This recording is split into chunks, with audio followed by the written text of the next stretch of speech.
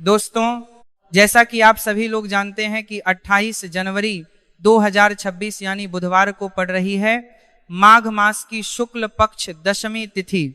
और दोस्तों, यह वह तिथि है जो माघ मास में पड़ने वाली सबसे बड़ी तिथि है, क्योंकि यह बुधवार के दिन पड़ रही है और इसका बहुत ही बड़ा और विशेष महत्व होता है।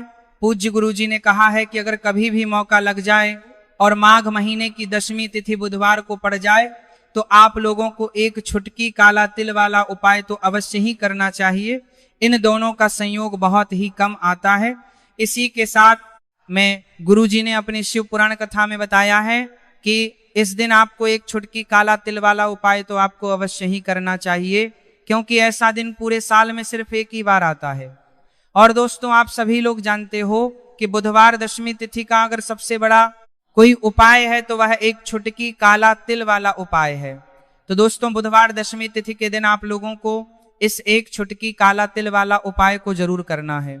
बहुत सारे लोग होंगे जिन लोगों ने इस उपाय को ना किया हो, मतलब पूरा साल निकल गया, उन्होंने किसी भी दिन इस छुटकी काला तिल वाला उपाय को ना किया हो, पर दोस्तों आपके पास एक आखिरी मौका बचा हुआ है जो कि 28 जनवरी बुधवार दशमी तिथि के दिन है। इस दिन आप लोगों को इस वाले उपाय को जरूर कर लेना है। भले ही आपने पूरे महीने भर इस उपाय को ना किया हो, पर अगर आपने इस महीने के बुधवार दशमी तिथि के दिन अगर इस वाले उपाय को कर लिया तो आपको इस उपाय को करने का वह फल मिलेगा जिसकी आपने कभी कल्पना भी नहीं करी होगी। इसीलिए आप लोग इस वाले उपाय को एक बार जरूर कर लेना है, ताकि आप लोगों के हाथ से यह मौका ना जा सके और आपको इस उपाय को करने का फल मिल सके। दोस्तों, यह उपाय पंडित जी ने अपनी अभी की ही श्री शिव महापुराण की कथा में बताया है। उपाय को आज हम आपको बहुत अच्छे से समझाने वाले हैं। इस वीडियो को देखने के बाद इस उपाय को समझने के लिए आपको कोई और वीडियो को देखने की जरूरत नहीं पड़ेगी। तो चलिए दोस्तों, उपाय को शुरू करते हैं। देखिए, यह इस माघ महीने के बुधवार दशमी तिथि के दिन यह इतना खास होता है, इतना महत्वपूर्ण होता है, यह को पूरा कुतिक करने का पूरा कुतिक करना है। देखा गया है कभी कभी बड़े बड़े पूजा पाठ अनुष्ठान से जो मनोकामना पूर्ण नहीं होते, वह माघ महीने की बुधवार दशमी तिथि के दिन एक छोटे से उपाय करने से ही आपकी मनोकामना पूर्ण हो है। और बहुत सारे लोगों ने इस उपाय को किया भी है और उनको इस उपाय को करने का फल भी जरूर मिला है। अगर आप लोग भी इस उपाय को करना चाहते हैं तो आप इस उपाय को पहले अच्छे से समझ लेना, सुन लेना, उसके बाद करना। आपको इस उपाय का फल जरूर मिलेगा। और इस उपाय को कर लेने से आपके घर में चाहे किसी भी प्रकार की दोहक और समस्या क्यों ना चल रही हो, आपको उसका कारण भी नहीं पता है कि भाई यह समस्या किस कारण से चल रही, उसका कुछ भी कारण हो सकता है, जैसे पितृदोष हो सकता है या किसी भी तरह का मंगल दोष भी हो सकता है। तो इस दिन आप लोगों को यह वाला उपाय कर लेना है। यह एक ऐसा उपाय है जिस उपाय को अगर किसी विशेष दिन पर किया जाए तो भाई उस विशेष दिन का जो है वह तो हमें मिलता ही मिलता है, पर हमने उस दिन पर इस उपाय को किया है तो हमें उससे भी बड़ा फल मिलता है और फल बहुत जल्दी मिलता है, क्योंकि आप इस उपाय को बहुत ही बड़े और विशेष दिन पर रहे हो। तो चलिए अब उपाय के बारे में बात करते हैं, लेकिन उससे पहले आप लोगों को यह जानना आवश्यक है कि आखिर यह उपाय किस समय करना है, किसको करना है और कैसे करना है। तो चलिए हम आगे आपको वीडियो में एक एक करके बता देते हैं। लेकिन उससे पहले अगर आप लोग हमारे चैनल पर पहली अगर बार आए हैं या फिर मेरी आवाज आज पहली बार सुन रहे हैं तो हमारे चैनल को सब्सक्राइब जरूर कर लेना और इस वीडियो को लाइक करके कमेंट बॉक्स में श्री शिवाय नमस्तु भयम ओम नमः शिवाय जरूर टाइप कर देना।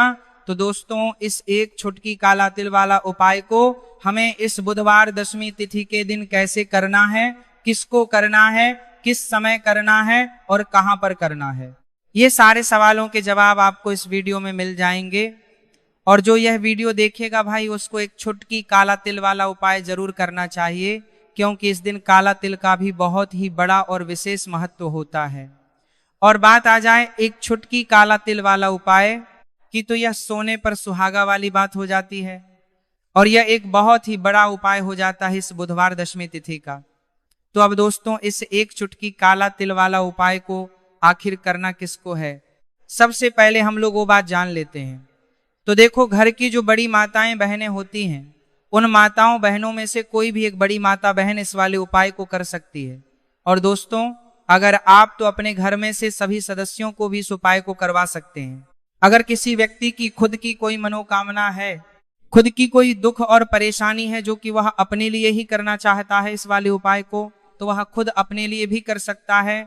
बाकी अगर कोई घर में से ऐसा है जो कि अपने पूरे घर परिवार की सुख और शांति के लिए यह वाला उपाय करना चाहता है, तो भाई वह भी करना चाहता है, सकता है, उसमें भी कोई दिक्कत वाली बात नहीं है। कहने का मतलब है कि इस उपाय को हर एक सदस्य भी कर सकता है और पूरे घर परिवार के सदस्य के लिए घर की बड़ी माताओं बहनों में से कोई एक माता बहन भी कर सकती है। माताएं बहनें अगर घर में उपस्थित ना हो या वह यह वाला उपाय ना कर पा रही हो, तो फिर घर का कोई बड़ा सदस्य भी इस एक छुटकी काला तिल वाला उपाय को कर सकता है, चाहे फिर वह पुरुष ही क्यों ना हो, उसमें कोई भी दिक्कत वाली बात नहीं है।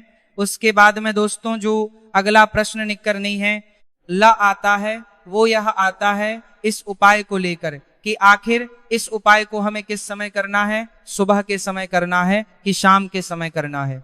तो देखो, इस वाले उपाय को आप लोग सुबह के समय भी कर सकते हो और शाम के समय प्रदोष काल में भी कर सकते हो। अब अगर आप पूछो कि भाई साहब सबसे उत्तम समय कौन सा रहेगा इस एक छुटकी काला तिल वाला उपाय को करने का, तो हम आपसे बस यही कहेंगे कि इस उपाय को आप सुबह के समय करेंगे तो ज्यादा बेहतर होगा। बाकी अगर प्रदोष काल शाम के समय भी करेंगे तो भी अच्छा होगा, उसमें कोई भी दिक्कत वाली बात नहीं है।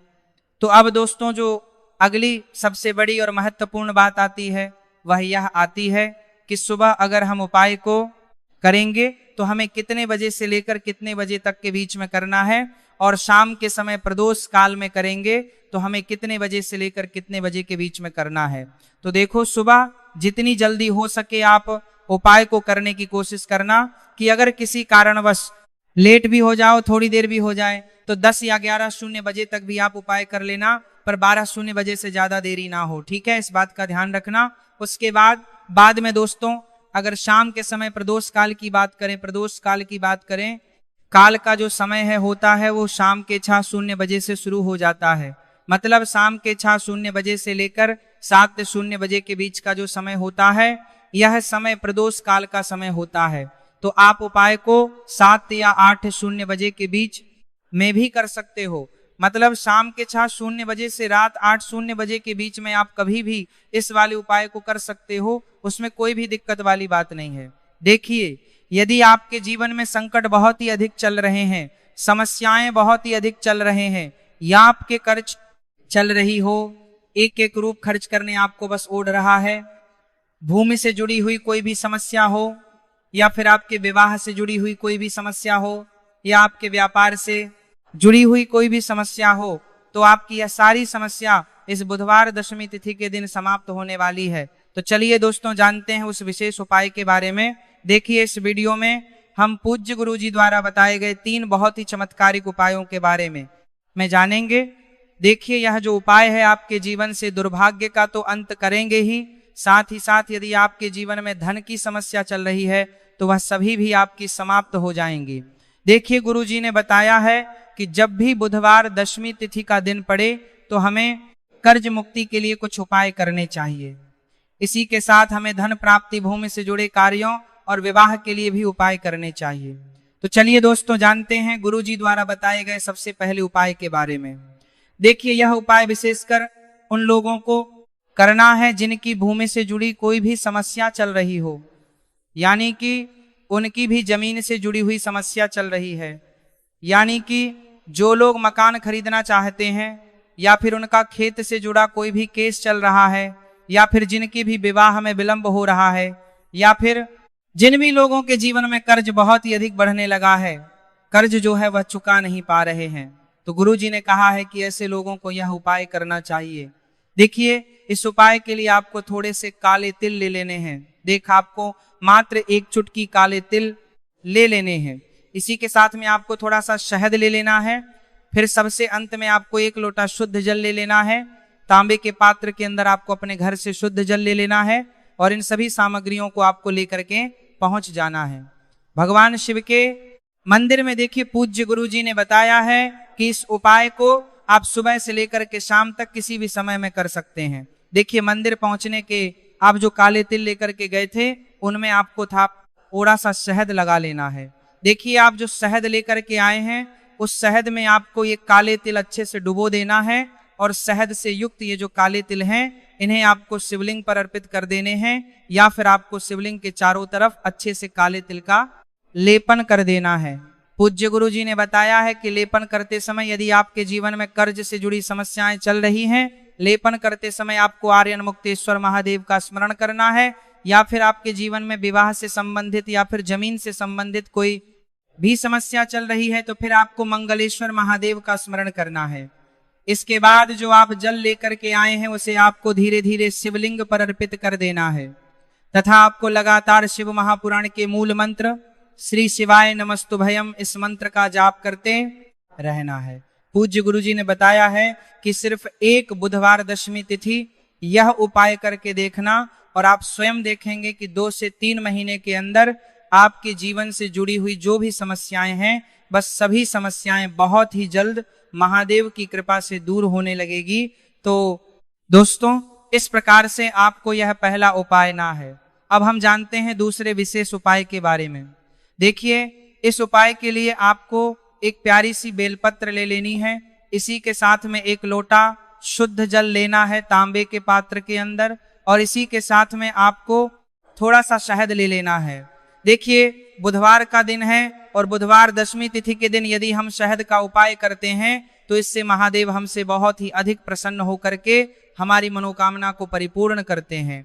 देखिए दोस्तों यदि आपको बेलपत्र नहीं मिल पाती है तो आप भगवान शिव के शिवलिंग पर जो बेलपत्र छिड़ी हुई होती है उसे शुद्ध जल से धो करके उसका उपयोग कर सकते हैं।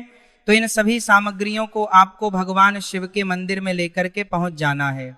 गुरुजी ने कहा है कि इस उपाय को भी आप सुबह से लेकर के शाम तक किसी भी समय में कर सकते हैं। देखिए मंदिर पहुंचने के बाद आपके पास जो एक बेलपत्र है और बेलपत्र की जो सबसे बड़ी वाली पत्ती होती है और उसकी जो चिकनी साइड होती है उस पर आपको अच्छे से शहद का लेपन कर देना है। यानी कि बेलपत्र की बड़ी वाली पत्ती पर, पूरी ही पत्ती पर अच्छे से शहद लगा देना है। अब देखिए यह जो बेलपत्र है इसे आपको अपने सीधे हाथ की हथेली पर रखना है और आपके जो भी कार्य अटक रहे हैं, देखिए बहुत से लोग ऐसे होते हैं जो अपने नौकरी को प्राप्त करने के लिए सालों से तैयारी करते हैं लेकिन उनको नौकरी नहीं प्राप्त हो पाती है।